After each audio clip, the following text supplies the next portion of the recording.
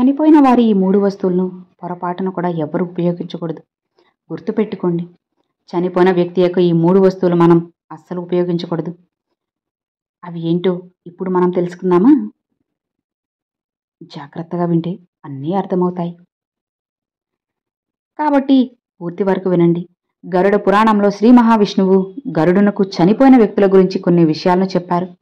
ఇక ఆ పనులు బ్రతికి ఉన్న మనుషులు ఎవ్వరూ చేయకూడదు. శ్రీకృష్ణుడు జన్మించిన మనిషి ఖచ్చితంగా చనిపోవడం ప్రకృతి ధర్మమని చెబుతారు. మృత్యువు నుంచి ఎవ్వరూ తప్పించుకోలేరు. మృత్యువుని ఎదుర్కొన్నప్పుడు మనుషులు తమ శరీరాన్ని త్యాగం చేయాల్సి ఉంటుంది. శరీరంతో పాటు ఆ వ్యక్తి అన్ని భౌతిక వస్తువులను కూడా త్యాగం చేయాల్సి ఉంటుంది. చనిపోయిన తర్వాత మనిషి ఈ భూలోకం నుంచి ఏ వస్తువు కూడా తీసుకెళ్లలేడు. కేవలం అతనితో పాటు తన పాపపుణ్యాలు మాత్రమే వెళ్తాయి. ఇక ఎవరైనా సరే ఒక వ్యక్తి తన జీవిత కాలంలో పాపాల కంటే పుణ్యాలు ఎక్కువ చేసి ఉంటే అతనికి మృత్యు సమయంలో ఏ కష్టాలు ఉండవు. అతని ప్రాణం తేలికగా పోతుంది. కానీ ఎవరైతే జీవితాంతం పుణ్యం కంటే పాపాలు ఎక్కువగా చేస్తారో అతనికి చావు చాలా భయంకరంగా ఉంటుంది. అతను మృత్యు సమయంలో చాలా బాధని అనుభవించాల్సి ఉంటుంది. యమదూతలు అతని పైన దయనీయంగా ప్రవర్తిస్తారు. వాళ్ళు యమపాసంలో ఆత్మను బంధించి యమలోకానికి తీసుకెళ్తారు. యమలోకానికి వెళ్లే సమయంలో ఆ పాపి చాలా నొప్పిని అనుభవించాల్సి ఉంటుంది. అతను బాధను అనుభవిస్తూ నరకానికి వెళ్లాల్సి వస్తుంది. కానీ యమదూతలకి ఆ పాపి పైన ఏమాత్రం జాలి ఉండదు. వాళ్ళు ఆ పాపిని ఇంకా ఇంకా హింసిస్తారు. ఆత్మకి ఈ సంసారంలో ఏమీ మిగలదు. ఆత్మకి అంతం లేదు. ఇది ఎప్పటికీ అంతం కాదు. అది తను చేసిన పనులను బట్టి మళ్లీ మళ్లీ జన్మిస్తుంది. మనిషి శరీరం కూడా ఆత్మకి చెందదు. శరీరం దేవుడి ద్వారా కొంతకాలం వరకు ఆత్మకి ప్రసాదించబడుతుంది అంతే. అది ఏదో ఒకరోజు పంచభూతాల్లో కలిసిపోతుంది. ఆత్మ శరీరంతో జన్మించిన తరువాత ఈ భూలోకంలో ఎన్నో భౌతిక సుఖాలకు అలవాటు పడుతుంది. చనిపోయిన తర్వాత కూడా ఇష్టాన్ని ఆత్మ మర్చిపోదు. మన శాస్త్రాల ప్రకారం మనిషి ఎప్పటి వరకు అయితే భౌతిక సుఖాలను త్యాగం చేయకుండా సంసారం మందు వస్తువులు ఎందు మోహాన్ని వేడకుండా ఉంటారో అప్పటి వరకు తాను వేర్వేరు యోనిల్లో జన్మిస్తూనే ఉంటాడు. అప్పుడప్పుడు మోహం ఎక్కువగా ఉంటే మనిషి చనిపోయిన తర్వాత కూడా ఈ భూలోకంను వీడకుండా అక్కడే ఆత్మరూపంలో తిరుగుతుంటారు. గరుడ పురాణం ప్రకారం ఎవరైనా ఆకస్మికంగా అంటే యాక్సిడెంట్లోనో లేదా బలాత్కారంతోనో చనిపోతే వాళ్ళు కూడా ప్రేతాత్మ అయిపోతారు. చాలాసార్లు మన ప్రియ వ్యక్తులు చనిపోతే వాళ్ళ వస్తువులను వాళ్ళ గుర్తుగా మనం దగ్గరుంచుకుంటాం, లేదా ఆ వస్తువుల్ని వాడడం మొదలెడతాం. కానీ చనిపోయిన వ్యక్తుల కొన్ని వస్తువులను మనం ఎప్పటికీ ఉపయోగించకూడదు. ఎందుకంటే ఆ వస్తువులతో పాటు చనిపోయిన వ్యక్తి శక్తి దాగి ఉంటుంది. ఆ చనిపోయిన వ్యక్తి యొక్క మోహం ఆ వస్తువులపైన ఎక్కువగా ఉండటం వల్ల అతను చనిపోయిన తర్వాత కూడా వాటిని వీడలేకపోతారు. ఎవరైతే ఆ వస్తువుల్ని వాడతారో అతను చాలా కష్టాలు ఎదుర్కోవాల్సి ఉంటుంది. ఈ కారణం చేతనే ఏ వ్యక్తి అయినా చనిపోతే ఆ తర్వాత ఆ వ్యక్తి వస్తువులు మరొకరు వాడకూడదు. కావాలంటే ఆ వస్తువులు ఇంట్లో భద్రపరచుకోవచ్చు, లేదా ఆ వస్తువులు మీరు గంగానదిలో కలపవచ్చు. కానీ పొరపాటున కూడా వాటిని వాడకండి. చనిపోయిన వ్యక్తి ఆత్మ శాంతి కోసం మీరు ఆ వస్తువుల్ని దానం చేయవచ్చు. గరుడ పురాణంలో చనిపోయిన వ్యక్తి గురించి ఇలాంటి 3 వస్తువుల గురించి చెప్పబడ్డాయి. వాటిని మీరు ఎప్పుడూ ఉపయోగించకండి. లేదంటే చనిపోయిన వ్యక్తి యొక్క ఆత్మ ఆ వస్తువులపై మోహంతో ఇక్కడే తిరుగుతూ ఉంటుంది. ఆ ఆత్మ ఎప్పటికీ మోక్షం లభించదు. దీనివల్ల ఆత్మకు ఇంకొక శరీరం ప్రాప్తించదు. ఈ 3 వస్తువులు మీరు ఎప్పుడూ వాడకూడదు. ముందుగా పితృదేవతలను పూజించేవారు ఇళ్లల్లో చనిపోయిన వారి ఫోటోలను ఎక్కడ పెట్టుకోవాలి, పూర్వీకుల ఫోటోలు ఎక్కడ పెట్టుకుంటే వారికి కలిసొస్తుంది, ఏ దిక్కులో పూర్వీకుల ఫోటోలు పెట్టకూడదు, ఇలాంటి వివరాలు మనం తెలుసుకుందాం. చనిపోయిన వారి ఆత్మ శాంతి కోసం వారి జ్ఞాపకార్థం చాలా మంది ఇళ్లలో ఫోటోలు పెట్టుకుంటారు. అయితే చనిపోయిన వాళ్ళ ఫోటోలను ఎక్కడ పడితే అక్కడ పెట్టుకోవడం మంచిది కాదు. కొంతమంది చనిపోయిన తమ పూర్వీకులు దైవ సమానులని భావించి దేవుని గదిలో ఫోటోలను పెట్టుకుంటారు. అయితే అది అస్సలు మంచిది కాదు. చనిపోయిన వారి ఫోటోలను ఇంటి నిండా పెట్టుకుంటే ఇంట్లో నెగిటివ్ ఎనర్జీ వస్తుంది.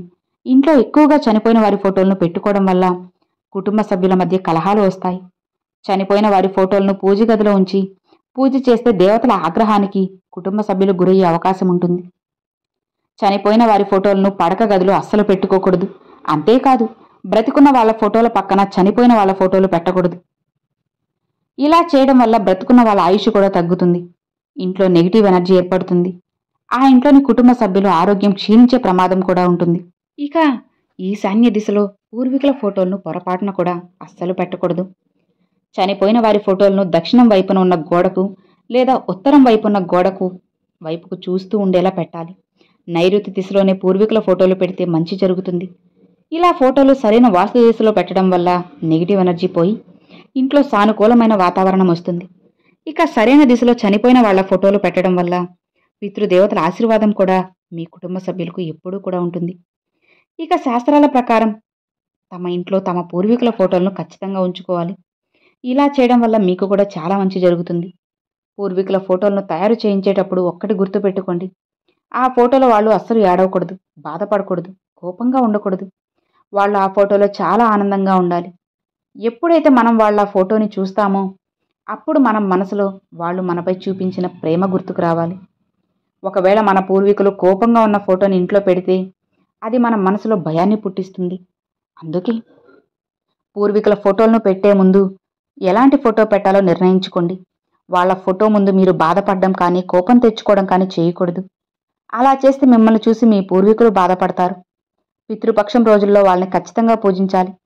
ఆకస్మికంగా అంటే యాక్సిడెంట్లోనూ లేదా బలాత్కారంతోనూ ఎవరైనా చనిపోతే వాళ్ళు ఖచ్చితంగా ప్రేతాత్మ అవుతారు. ఎప్పటి వరకు అయితే ఆత్మ శాంతించడానికి నారాయణ బలి పూజ చేయరో అప్పటి వరకు అది ఈ భూలోకంలోనే తిరుగుతూ ఉంటుంది. ఇక చనిపోయిన వ్యక్తి యొక్క ఏ 3 వస్తువులు మనం పొరపాటును కూడా ఉపయోగించకూడదో ఇప్పుడు మనం తెలుసుకుందాం. ముందుగా చనిపోయిన వ్యక్తి యొక్క వాచ్ని ఎవ్వరూ ఉపయోగించకూడదు. ఇందులో చనిపోయిన వ్యక్తి యొక్క శక్తి దాగి ఉంటుంది. గరుడ పురాణంలో వాచ్ గురించి చెప్పలేదు, కానీ శాస్త్రాల ప్రకారం ఈ వాచ్లో కూడా చనిపోయిన వారి శక్తి దాగి ఉంటుంది. ఎందుకంటే వాచ్ అనేది ఆ వ్యక్తితో జీవితాంతం ఉంటుంది. ఈ కారణం చేతనే చనిపోయిన వ్యక్తి యొక్క వాచ్ని ఎవరూ ఉపయోగించకండి. చనిపోయిన వ్యక్తి యొక్క వాచ్ అనేది ఎప్పుడూ కూడా ఇతరులకి దానం చేసేయాల్సిందే. ఇక ఆభరణాలు. గరుడ పురాణం ప్రకారం చనిపోయిన వారి గాజులు, గొలుసులు ఎవ్వరూ ఉపయోగించకూడదు. ఎందుకంటే ఆ గాజుల్లో చనిపోయిన వారి శక్తి దాగి ఉంటుంది. ప్రతి శక్తి కూడా తను అందంగా ఉండడం కోసం ఆభరణాలు వేసుకుంటారు. కానీ ఎప్పుడైతే ఒక వ్యక్తి చనిపోతారో అప్పుడు వాళ్ళ ఆభరణాలు మరెవరైనా ధరిస్తే అది ధరించిన వారికి ఆ ఆత్మ స్పర్శ తగులుతుంది. ఇక ఆత్మ ఆ మనిషికి కష్టాలు పెట్టడం మొదలెడుతుంది. ఆ ఆత్మ మోక్ష ప్రాప్తి కోసం తన సొంత కుటుంబ సభ్యులను ఇబ్బంది పెడుతుంది. ఈ కారణం చేతనే చనిపోయిన వారి ఆభరణాలు ఎవ్వరూ ఉపయోగించకూడదు. ఒక వ్యక్తి చనిపోయిన తర్వాత ఆభరణాలను కరిగించి కొత్త ఆభరణాలు చేసుకోవచ్చు, లేదా వాటిని దానం చేసేయచ్చు. ఇక మూడోది బట్టలు. చనిపోయిన వారి బట్టలు అస్సలు ఉపయోగించకూడదు. గరుడ పురాణం ప్రకారం చనిపోయిన వ్యక్తి యొక్క బట్టలు ఎవ్వరూ ఉపయోగించకండి. వాటిని మర్చిపోయి కూడా ఉపయోగించకూడదు. ఇలా చేయడం వల్ల చనిపోయిన వ్యక్తి యొక్క ఆత్మ ఆ బట్టలు ఉపయోగించే వారితో ముడిపడుతుంది. చనిపోయిన వ్యక్తి యొక్క ఆలోచనలు ఆ బట్టలు ఉపయోగించే వ్యక్తిని హింసిస్తాయి. దీనివల్ల ఆ వ్యక్తి మానసికంగా, శారీరకంగా చాలా బలహీనపడతారు. ఆ వ్యక్తికి తాను చనిపోయిన వ్యక్తి యొక్క స్పర్శను కూడా అనుభూతి చెందగలరు. ఈ కారణం చేతనే చనిపోయిన వ్యక్తి యొక్క బట్టలు ఎవ్వరూ ధరించకూడదు. చనిపోయిన వ్యక్తి యొక్క బట్టలు ఎప్పుడూ దానం చేయాలి. దీనివల్ల వాళ్ళ ఆత్మకు శాంతి కలుగుతుంది. కాబట్టి ఎవరూ కూడా ఉపయోగించకుండా దానం చేసేయండి. ఈ విధంగా ఈ 3 వస్తువులు ఎవ్వరికి కూడా ఎప్పుడు కూడా మీరు అస్సలు వాడకూడదు అన్నమాట. వీటిని వీలైతే దానం చేయండి లేదా గంగా నదిలో పడేయాలి, కానీ ఎవ్వరికి కూడా మీరు మాత్రం అస్సలు యూజ్ చేసుకోకండి. సో విన్నారు కదండి, ఏ 3 వస్తువులు మనం యూజ్ చేయకూడదో ఇప్పుడు మనం తెలుసుకుందాం కదా. ఈ వీడియో నచ్చినట్లయితే ఒక చిన్న లైక్ చేయండి, మీ ఫ్రెండ్స్ అండ్ ఫ్యామిలీస్కి షేర్ చేయండి. ఫస్ట్గా మన ఛానల్ చూసేవాళ్ళు సబ్స్క్రైబ్ చేసి సపోర్ట్ చేయండి ఫ్రెండ్స్. Thanks for watching. ఓం నమ శివాయ. శివాయ నమః.